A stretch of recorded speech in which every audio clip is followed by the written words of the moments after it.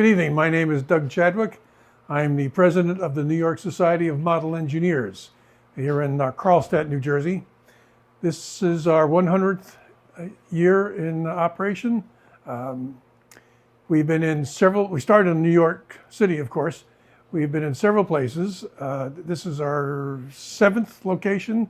We got evicted from 4 of them. So when we landed here, we bought the building. So we're not going to be evicted from this place. We have 2 layouts, well, actually 3 if you want to count this N scale. We have an O scale layout and an HO scale layout. The O scale is the Union Connecting Railroad. This, because of our various locations, this is now in its 5th edition.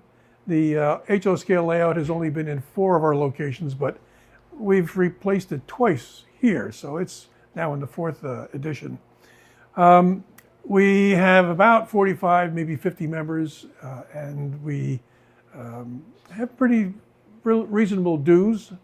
So if anybody would like to join, come on over. We have people coming, members from New York City, New York State, New Jersey, Staten Island. So we draw from a wide area. Well, this is our display case here in the lobby. So when visitors come in, they can take a look at things. I'll start with these cars right here. These are refrigerator cars made in the 30s and 40s, handmade by one of our members, Bob Wagner. He wrote to the companies of these refrigerator cars and got the plans for the design. He got the color codes for the colors. He got the manufacturer of the cars. He then wrote to the car companies, and they sent him the blueprints.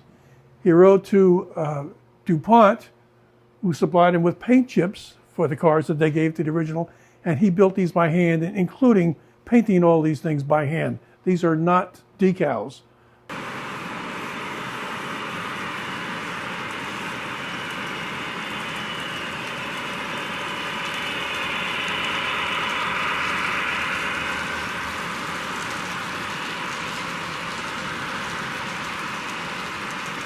Good evening, my name is Andrew Bruscott. I'm an NMRA member, number 14375.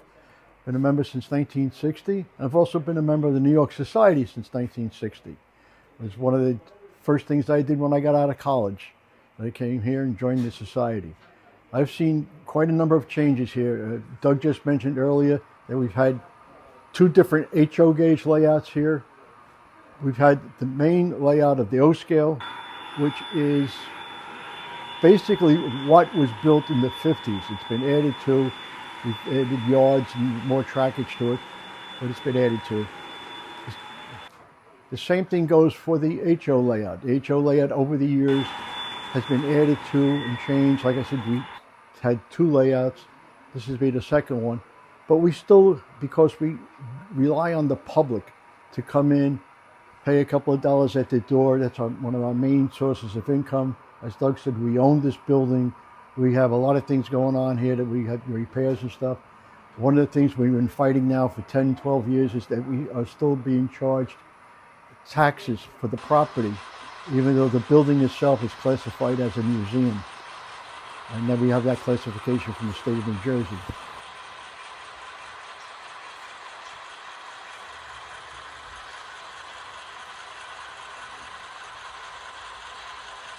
This is what we call the front room of the HO. The HO layout is basically it's based on New Jersey areas. The scenery is all New Jersey. The city is called Union.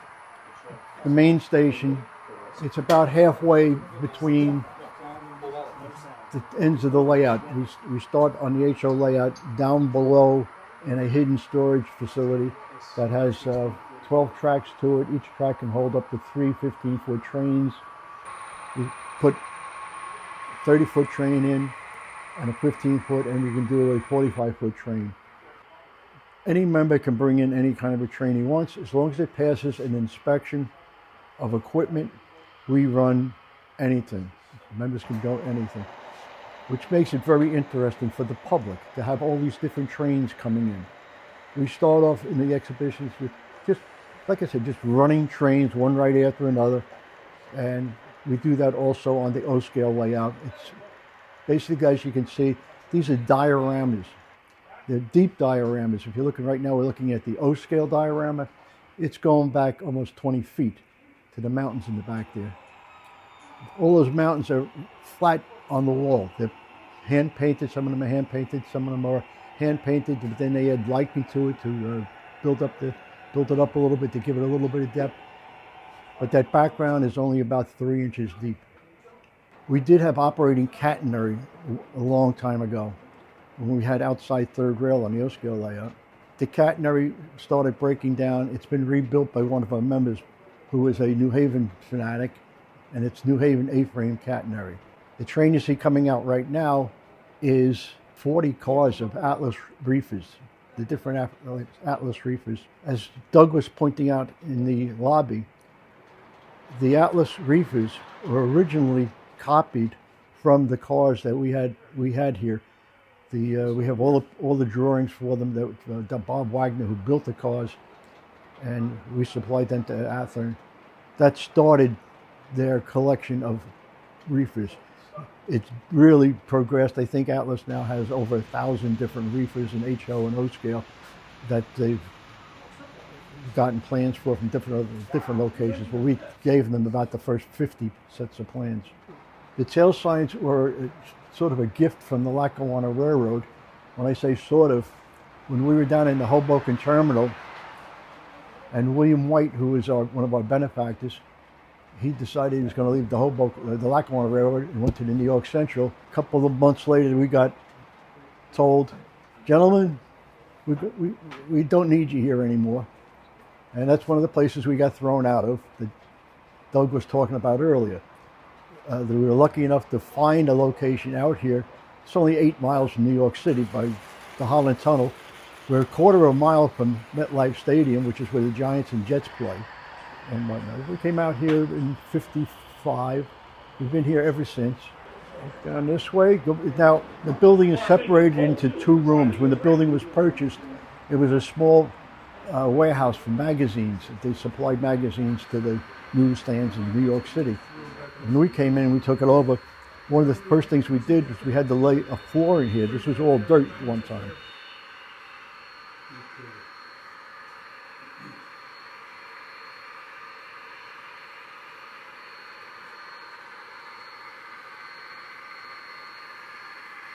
Now we've come into the back room.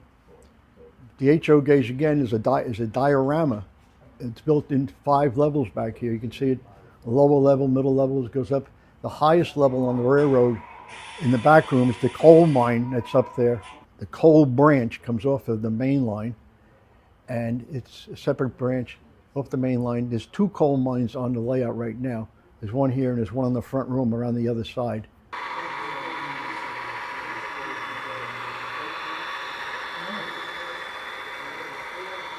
In the HO layout, there's basically, what I like to say, is 2 different railroads. We have a mainline railroad that starts at the Hidden Yard, which is under this area of the layout. Starts at the Hidden Yard. It comes up, and we call it the main line. Just got a simple name, main line. The main line operation is the long distance trains, heavy freight, passenger trains. It interchanges with the branch line at 3 different locations. But when it goes into the branch line is now the operating area of the railroad. Branch line, you can bring in 15 or 20-foot cars. There's a small yard here on the branch line, which the trains on the branch line, the freight trains on the branch line will operate out of. They can switch industries and locations through the branch line, and it will literally swallow 100 cars. You can see the main line with the signals on it right there.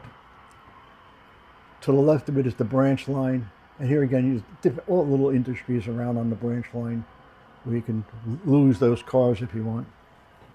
Is the main line, I can't remember the length of the main line. Total length of the main line, I think the run is about 1,000 feet.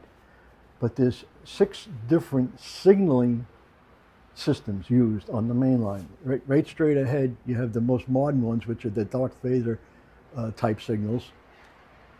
if you come around over here, I believe these are Lackawanna signals. We have New York Central signals, Pennsylvania Railroad signals, B&O signals with the color position. In fact, if you look straight back into the middle of the layout, you can see the B&O color signals on that section of the railroad. I believe these are the Lackawanna style. And once you get into the branch line, you'll run into these, the semaphores. That's all operated with semaphores. We have a very good electronics and electrical committee. They take care of all this electrical work, and it's just amazing the amount of stuff they can do with that. All right. Now we're going to cross back into the front room again. This is the opposite side of what we started filming. This is the back side, but the back side is another complete diorama. And then you can see up the top there is another mine. There's a large section in here, about 10 feet, that is set up for building a third and a fourth mine. And that's the coal mine section. Right now it's open. The guy that controls the staging yards, he sits directly below that, but he can pop his head up out of there occasionally and see what the hell's going on.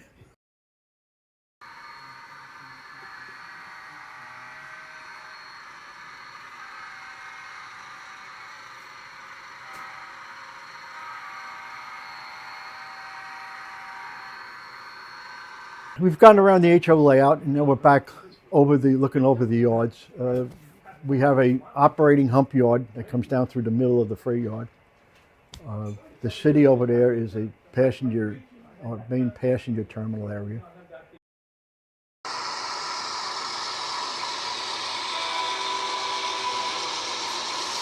That's the coal yard.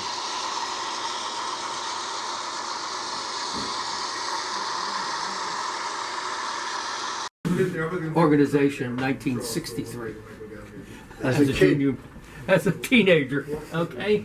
Come over here. This background with me talking about it a little bit. All right. What we're doing is we're doing a little discussion about the O-scale layout. The O-scale layout is old. It's old school operation. The control panels, which are straight up the top there, you have 3 operators up in there. It's, when I say old school operation, it's toggle switches, rheostats, and if you throw the toggle switch to the left, the train goes eastbound. You throw it to the right, the train goes westbound, and whatnot. The layout itself was designed when we first came in here. Most of what you see in this layout has been here since the 1950s. The freight yard is not a newer thing, but the freight yard was moved forward doing the conversion of the O-scale layout from outside 3-rail. When we say outside 3-rail, it's like a subway train operation. You had the 2 running rails and then a small outer rail. All the locomotives had what they call whiskers that stuck out the side and would pick up the power from it. In the 1980s, we started converting it. It's in 3 levels. And it was basically designed by a fellow named Henry Wilhelm. The layout was designed by Henry Wilhelm back in the 1950s. To say the least, when they had to move out of the Lackawanna terminal, they were extremely unhappy. And when they came here, they decided, they're going to build a Lackawanna terminal. No, we're not going to build a Lackawanna layout. We're going to build an Erie Railroad layout. This is basically designed on the Erie Railroad, starting in Jersey City, although the name, this passenger terminal's Jersey City. The yards are called Secaucus and Ridgewood Junction. We got on here. We have the old line of the Erie going up through New York State. Both the lines split apart at Ridgewood Junction, spread out. There's 2 different routes going westbound. They come together on the 3rd level, just outside of Port Jervis, which is the upper level.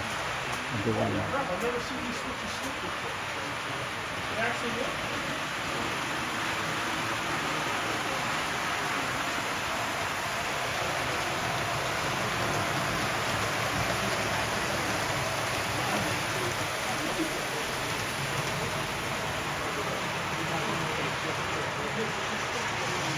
As I said earlier, it's an old school layout. It operates off of DC. There's no computer systems on here, except now in the last year and a half with the advent of Bluenami, which is the decoders that will accept operation through your phone.